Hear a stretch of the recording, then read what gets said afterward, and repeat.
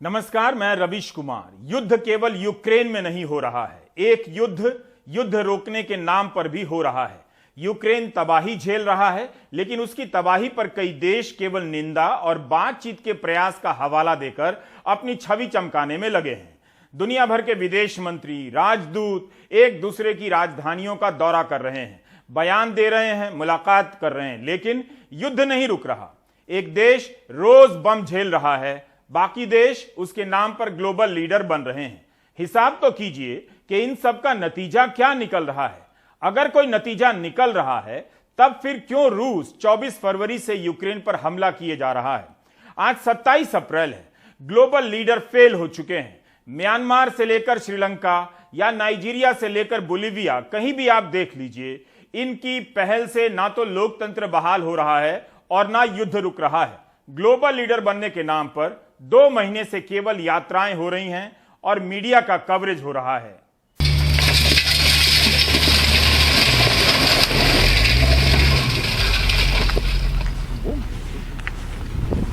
Ukraine के शहर बर्बाद हो रहे हैं। 50 लाख से अधिक लोग शरणार्थी बन गए हैं।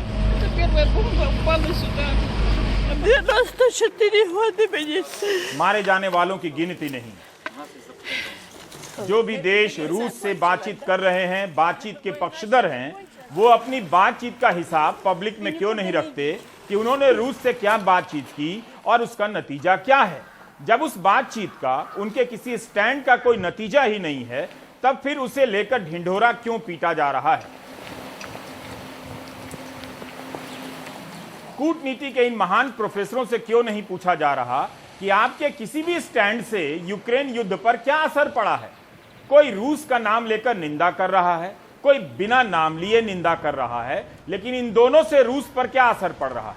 आखिर रूस से दोस्ती निभाने वाले मुल्क क्या बताएंगे कि रूस उनकी बात क्यों नहीं मान रहा है।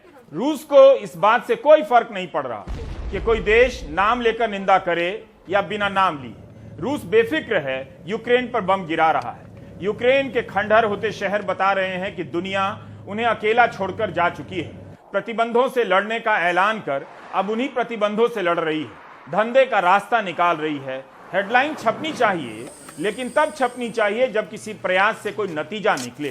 केवल स्टैंड पर इतनी वाहवाही लूटी जा रही है। यह गजब की कूटनीति है। रंग लगे ना फिटकरी, यही सब की कूटनीति। अजीब अजीब तरह की शब्दावली रची जा रही है। अमेरिका के राष्ट्रपति जो बाइडेन का बयान आया कि वे रूस की रणनीतिक हार चाहते हैं, स्ट्रेटेजिक डिफीट, उसे अंतर्राष्ट्रीय मंच पर अलग थलग कर देना चाहते हैं, मगर वो भी तो नहीं कर पाए। स्ट्रेटेजिक डिफीट का खेल देखिए। यूक्रेन को युद्ध से नहीं बचा पा रहे तो रूस को हराने के लिए रणनीतिक हार जैसी शब्दावली ला रहे हैं। आप रो नहीं सकते तो हंसा भी कीजिए। कुछ दिन में बयान आएगा कि हमने ड्रीम में रूस को हरा दिया, इसे ड्रीम डिफीट का नाम दे दिया जाएगा और हेडलाइन भी छप जाएगी। मिसाल के तौर पर इन जनाब को देखिए, बोरिस जॉनसन को। ये कीव में घूम टहल तो रहे हैं, मगर इनकी इस कवायद से पूरे मामले पर क्या असर पड़ा। हेडलाइन छपी या कोई रिजल्ट भी निकला।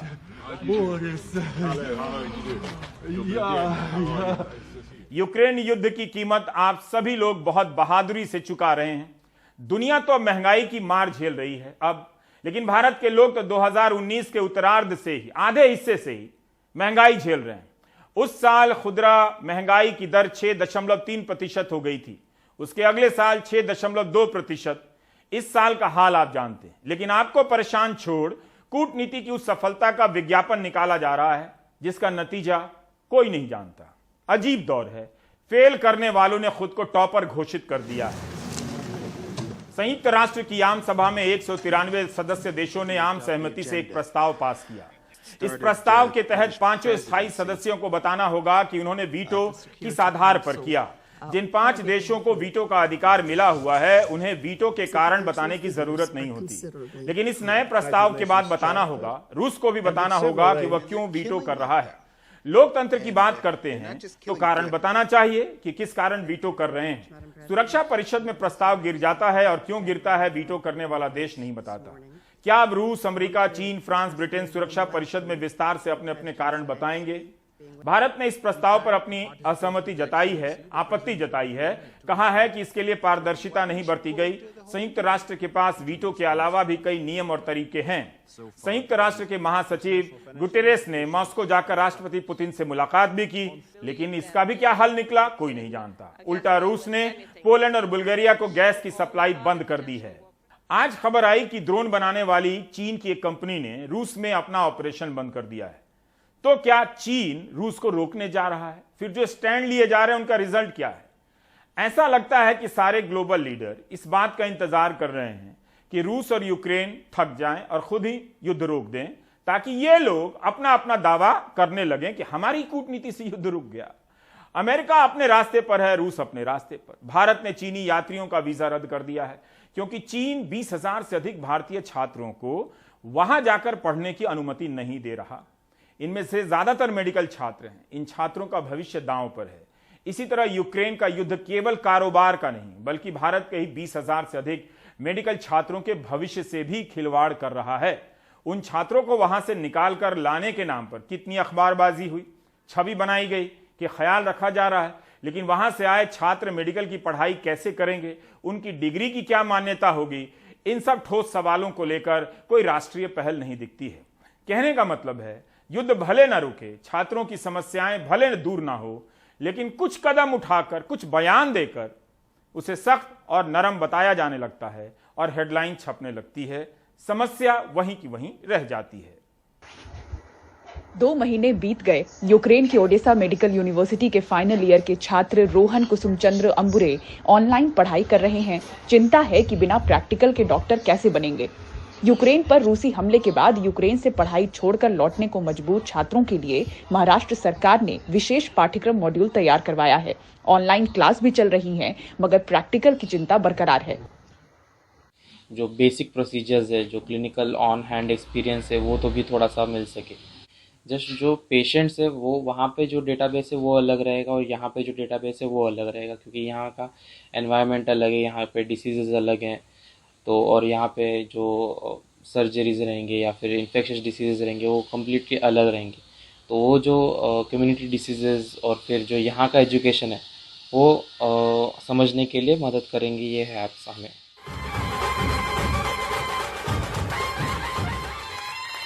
इधर बीएमसी के कूपर मेडिकल कॉलेज की नई इमारत के उद्घाटन पर पहुंचे मंत्री आदित्य ठाकरे ने एनडीटीवी के सवाल पर कहा कि यूक्रेन से आए छात्रों का सिलेबस अलग है, इसलिए केंद्र की जिम्मेदारी बड़ी है। Anything on medical student returning from Ukraine? Anything on them? No, I think that is with the government of India. I think it's best that they decide because the syllabus might differ. So that is. Practical classes को लेकर कुछ बात करें? I think it's best that the government of India decides on the Ukraine issue in terms of the students also, because it's a different syllabus, so it might have some impact. So we'll have to work that.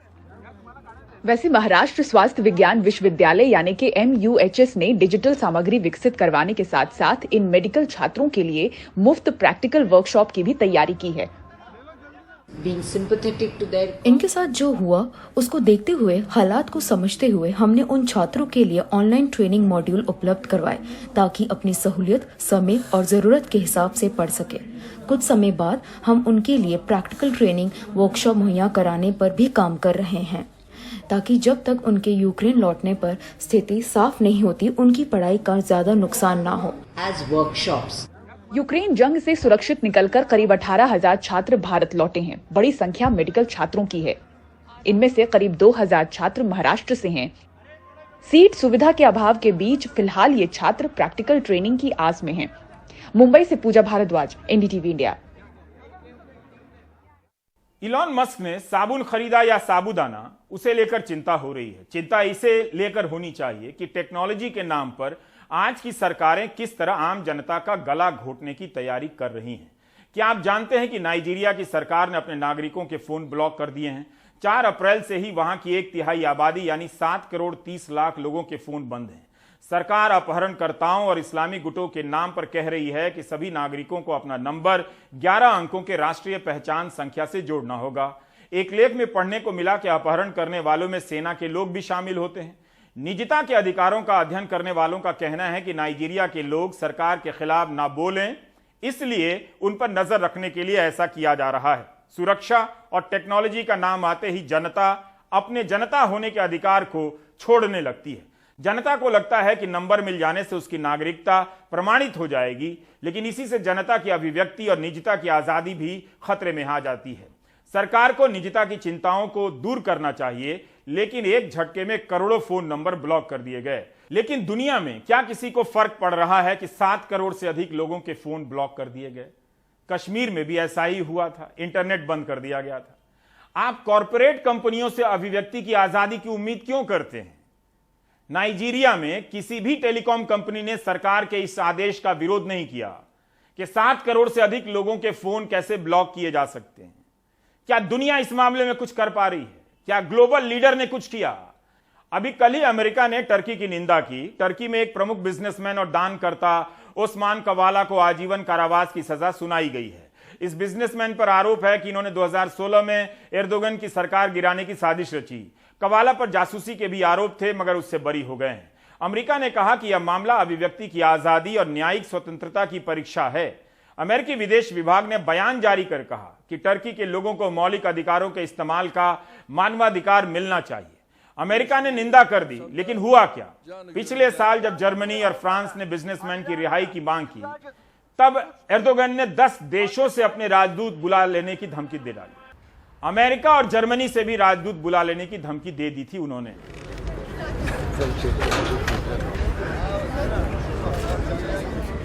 America के राष्ट्रपति Joe Biden ने दुनिया भर में लोकतंत्र और media को मजबूत करने की बात कही, लेकिन वो बात ही रह गई। पत्रकारों की गिरफ्तारी और हत्या पर बाइडेन की किसी निंदा या पहल का कहीं किसी देश में असर नहीं है। दुनिया के हर मुल्क में जनता के अधिकार सीमित किए जा रहे हैं। कहीं सरकार कह रही है तो कहीं सरकार और कॉरपोरेट दोनों मिलकर ये काम कर रहे हैं।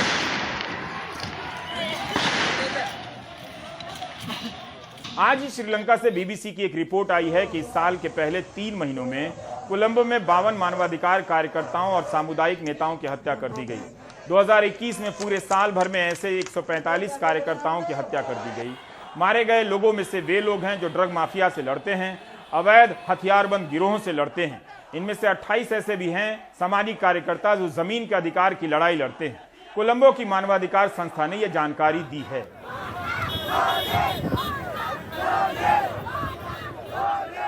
ग्लोबल लेवल पर लोकतंत्र इतना ही बचा हुआ है कि लीडर जब मिलते हैं तो लगता है लोकतंत्र है। सारी बातचीत एक दूसरे की करतूतों को नजरअंदाज कर बिजनेस की होती है। नेता एक दूसरे की तानाशाही प्रवृत्तियों को लेकर अब साफ साफ नहीं बोलते, बल्कि बचाव करते हैं। पश्चिम के जिस प्रेस से उम्मीद की जाती है उसके अपने ही अंतर्विरोध हैं और उसका भी अब असर नहीं है। और हमारे साथ मौजूद हैं प्रकाश केरे, जिनके साथ मैं अक्सर विदेश से जुड़े हुए मसलों पर बात करता रहता हूं, विदेश नीति से जुड़े हुए मसलों पर। प्रकाश, मैं ये थोड़ा समझना चाहता हूं कि हमने अभी दर्शकों को नाइजीरिया का उदाहरण दिया कि वहां पर 7 करोड़ फोन नंबर ब्लॉक कर दिए गए हैं, बोलिविया का उदाहरण दिया। ग्लोबल स्तर पर अगर हम देखें तो क्या जहां पर लोकतंत्र जा रहा है और तानाशाही लोकतंत्र के भीतर भी अलग अलग रूपों में आ रही है, उसे लोग विस्थापित कर पा रहे हैं क्या? इन देशों के उदाहरणों से ऐसा लग रहा है कि सिर्फ तानाशाही का ही बोलबाला है और एक तरह की ही विचारधारा जो खासकर जनता की आवाज को दबाने वाली है उसकी जीत होती चली जा रही है।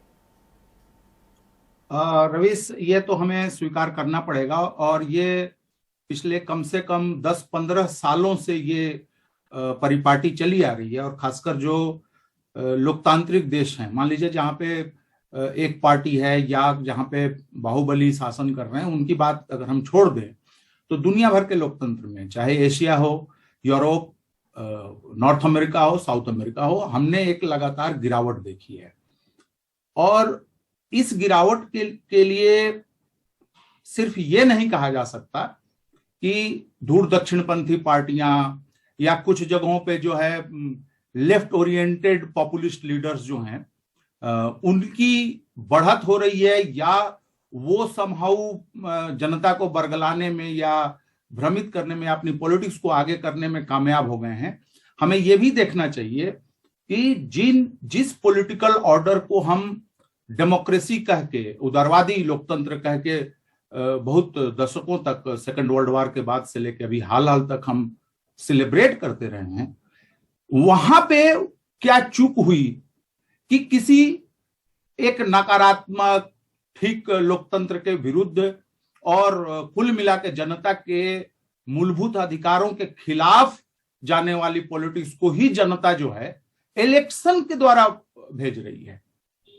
और ये हर जगह हो रहा है, ये कोई ऐसा नहीं है कि एक छोटे छोटे पॉकेट में हो रहा है। तो हमें उधर भी देखना पड़ेगा कि ऐसा क्या हुआ। पर प्रकाश, क्या आपको लगता है कि पहले ऐसे उदाहरण होते थे कि जनता लड़कर वापस ले लेती थी? अब जिस तरह से तकनीक के जरिए और तरह तरह के कानूनों के जरिए जनता को घेरा जा रहा है, संस्थाओं की मदद से भी घेरा जा रहा है, जहां लोकतंत्र है वहां भी आवाज उठाने की संभावना समाप्त होती जा रही है, क्या आपको लगता है कि अब लोकतंत्र को वापस पाने का रास्ता पहले से कहीं ज्यादा संकरा हो चुका है? निश्चित रूप से हो गया है। देखिए, जब सेकेंड वर्ल्ड वार के बाद जब एक नया पॉलिटिकल ऑर्डर बना तो वहां दो तीन चीजें हुई। एक तो दुनिया ने देखा कि नाजीवाद या फांसीवाद किस हद तक मानवता के साथ क्या कर सकते हैं। दूसरा, उन्होंने देखा कि कॉलोनियल पीरियड जो था, औपनिवेशिक काल जो 200-300 सालों से दुनिया में, खासकर ग्लोबल साउथ में, अफ्रीका, एशिया में, लैटिन अमेरिका में चला आ रहा था, वो ढहने लगा था। तो एक एहसास था, एक होप था, जैसे हमारे देश में भी कहते हैं कि एरा ऑफ होप था, जो शुरुआती आजादी के हमारे कुछ साल थे। तो वो उसमें क्या हुआ कि नेतृत्व, वैश्विक संस्थाएं जैसे संयुक्त राष्ट्र संघ, जैसे कि पार्लियामेंट होती हैं, वर्ल्ड कोर्ट बने, कितने सम्मेलन हुए, ये सारी चीजें मिलके, और पब्लिक की अपनी उम्मीद, ये सारी चीजें मिलकर एक डायरेक्शन में दुनिया को ले जाने में कामयाब रही। ठीक है, राजनीतिक विचारधाराएं अलग अलग रही, कॉन्फ्लिक्ट्स भी रहे, सब कुछ रहा, लेकिन ऐसा लग रहा था कि मानवता जो है एक सकारात्मक दिशा में बढ़ रही है। लेकिन जैसा मैंने पहले कहा कि कुछ ऐसा हुआ। अभी देखिए, दिसंबर में, अभी पिछले दिसंबर में प्यू रिसर्च ने एक रिपोर्ट दी थी, सर्वे दिया था। उसमें उसने दुनिया भर में जो सर्वे करके पाया, वो 4 बिंदुओं में उन्होंने स्पष्ट किया। एक, कि बहुत सारे लोग ये मानने लगे हैं कि डेमोक्रेसी डिलीवर नहीं कर रही है। बहुत सारे लोग मानने लगे हैं कि हमें लोकतंत्र पसंद है, लेकिन लोगों में भी लोकतंत्र के प्रति जो समर्पण, उसके प्रति जो लगाव, कमिटमेंट होना चाहिए, वो उतना मजबूत नहीं है। बल्कि लोग, सब कोई पसंद करता है लोकतंत्र को, लेकिन उसके प्रति उतना कमिटेड नहीं है। तीसरा पॉइंट यह था कि सोसाइटी में जो राजनीति और सामाजिक तौर पे जो डिविजन्स हैं, उन्होंने आज के डेमोक्रेसी के लिए, जो जैसा मैंने कहा कि उसमें पहले से ही जो जो प्रॉब्लम्स आ रही थी, उनके लिए चैलेंजेस को बढ़ा दिया है। चौथा यह था कि पॉलिटिक्स में और पॉलिसी मेकिंग में कहीं ना कहीं जनता के एक बड़े हिस्से या ठीक ठाक हिस्से में यह एक मानसिकता घर कर गई है कि हमें एक मजबूत आवाज चाहिए वहां पे। अब इन सारी चीजों का फायदा उठा के अगर एक सर्टेन टाइप की पॉलिटिक्स, सर्टेन टाइप की आइडियोलॉजीज अगर अपने आप को चैलेंज कर पा रही हैं, तो हमें आश्चर्य नहीं होना चाहिए। दूसरी चीज कि निश्चित रूप से कोई भी पॉलिटिकल ऑर्डर होता है या चेंज होता है या कोई अच्छी चीज होती है, इवन बुरी भी चीज होती है, तो जनता की भागीदारी होती है। लेकिन आप मुझे बताइए, आज जब दुनिया पहले से कहीं ज्यादा इनइक्वल है, अभी प्रेसिडेंट ओबामा का एक भाषण पिछले हफ्ते उन्होंने स्टैनफोर्ड में दिया, जिसमें उन्होंने ग्लोबलाइजेशन, मार्केट इकोनॉमी, डेमोक्रेसी सबकी प्रशंसा की, लेकिन माना कि बहुत से लोग पीछे छूट गए या बहुत से लोग समहाउ हाशिए पर ढकेल दिए गए।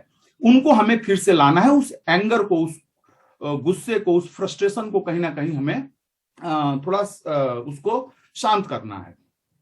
लेकिन मुझे बताइए कि वही जनता अपने परिवार का, अपने लिए पेट पाले, वही जनता देश की जीडीपी बनाए, और फिर वही जनता जो है सड़क पे उतर के और लोकतंत्र का मशीन जो खराब हो गया उसको ठीक करे।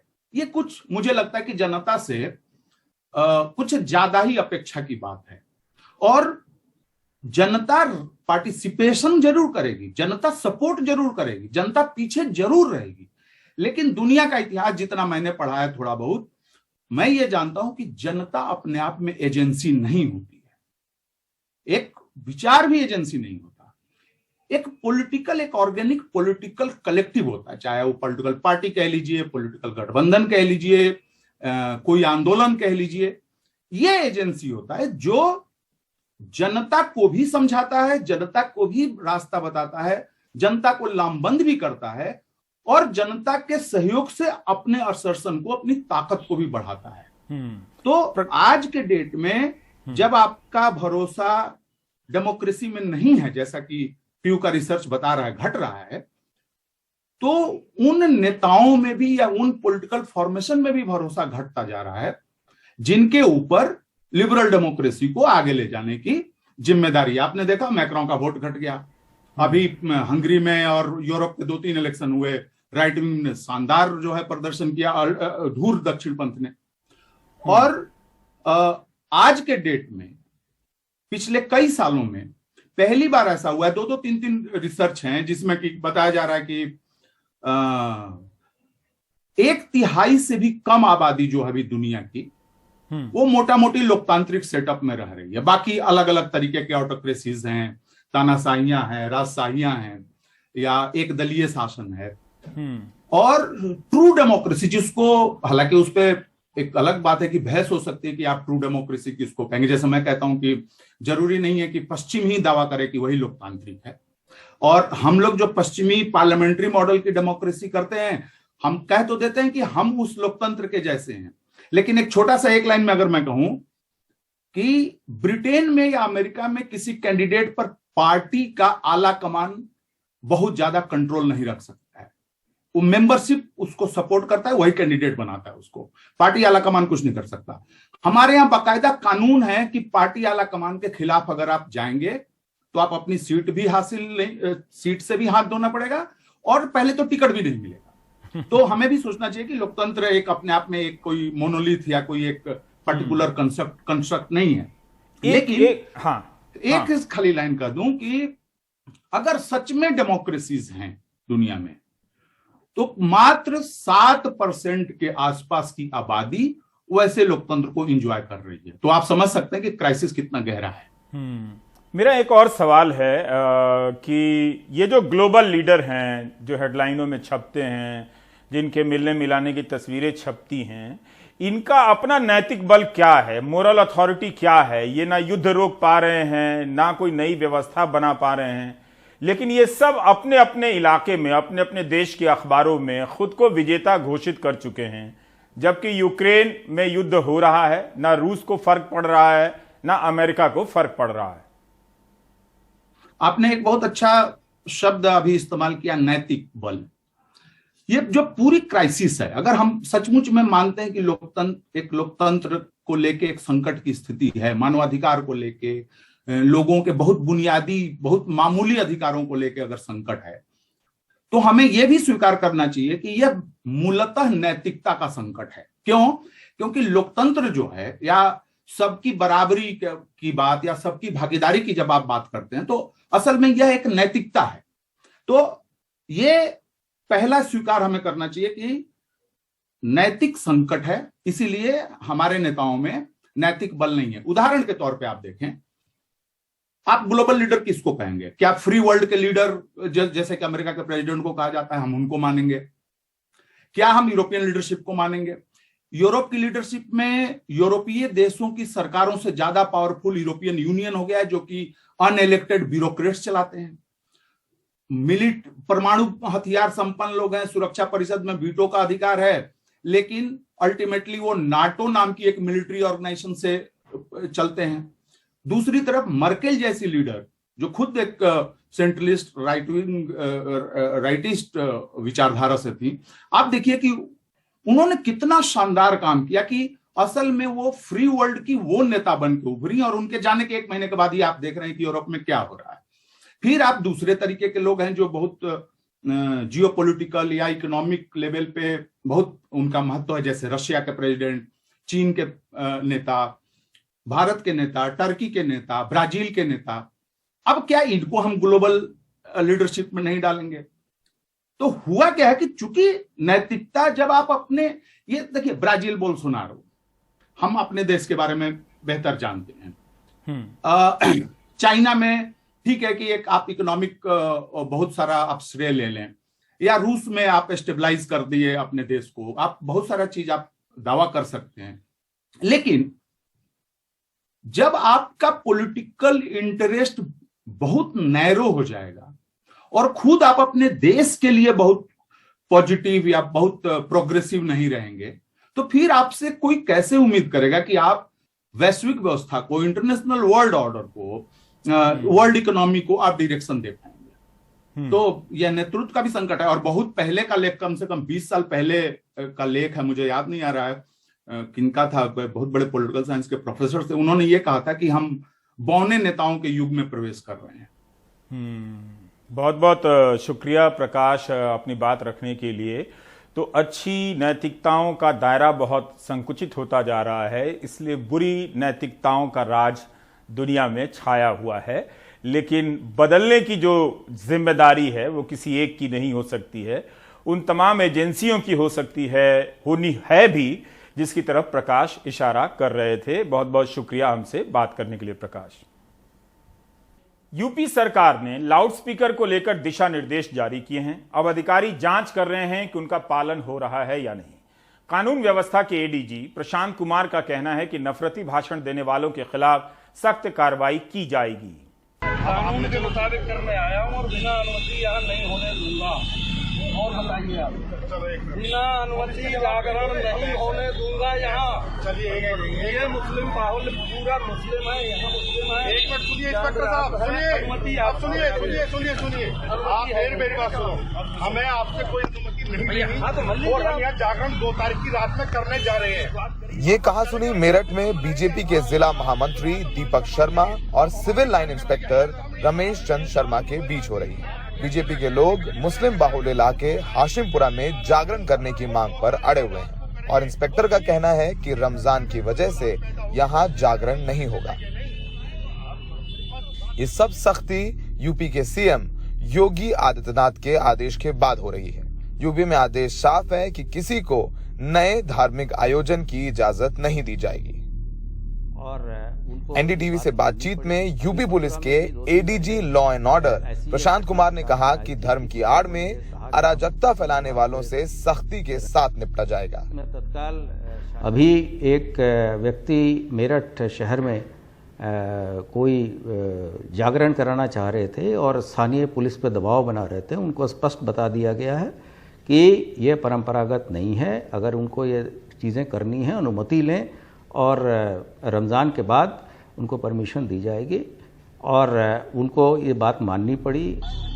ये तस्वीरें यूपी के सीतापुर, रायबरेली, सहारनपुर की हैं, जहां मंदिर और मस्जिद दोनों से लाउडस्पीकर उतारे जा रहे हैं। पुलिस के कहने पर इलाहाबाद के प्रसिद्ध लेटे हनुमान मंदिर के लाउडस्पीकर की आवाज धीमी कर दी गई तो इलाहाबाद की जामा मस्जिद के लाउडस्पीकर उतरवा लिए गए।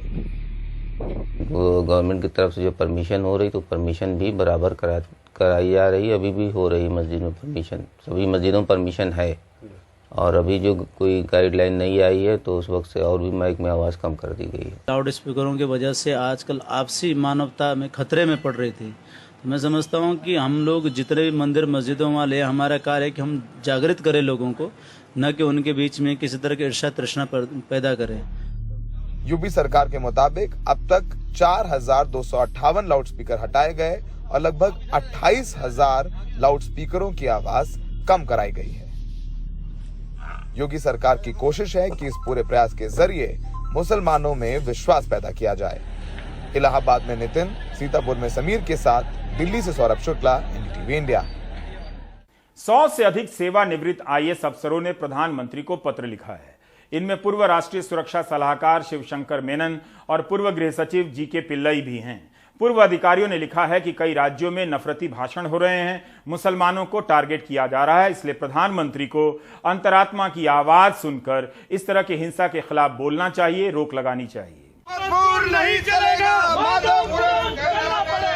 अगर आप ये बोर्ड देख रहे हैं, दिल्ली के इस गांव का नाम माधवपुरम कर दिया गया है। पहले इसका नाम मोहम्मदपुर था। बीजेपी के अध्यक्ष आदेश गुप्ता और पार्षद इस गांव में आए और माधवपुरम का बोर्ड लगा दिया। कह रहे हैं कि दिल्ली के 40 गांवों के नाम बदल देंगे। दिल्ली सरकार ने अभी कोई अधिसूचना जारी नहीं की है। लेकिन मोहम्मदपुर को माधवपुरम करने की राजनीति का मतलब आप समझते हैं। गुलामी का प्रतीक बताकर आज़ादी का उद्घोष किया जा रहा है। इसी दिल्ली के हजारों मुसलमानों और हिंदुओं ने एक साथ मिलकर 1857 में कुर्बानी दी थी। अंग्रेजी हुकूमत ने न जाने कितने मुसलमानों और हिंदुओं को भी पेड़ से बांधकर और नदी के किनारे खड़ा कर तोप से उड़ा दिया था। लेकिन कुर्बानी का इतिहास पढ़ने के लिए कहेंगे तो आप किससे कहेंगे? लोग बोर्ड पर नाम बदलकर इतिहास बदल रहे हैं, इसलिए आप ब्रेक ले लीजिए। मोहम्मदपुर नहीं चलेगा, माधवपुरम करना पड़ेगा, मोहम्मदपुर नहीं चलेगा। माधवपुरम करना पड़ेगा।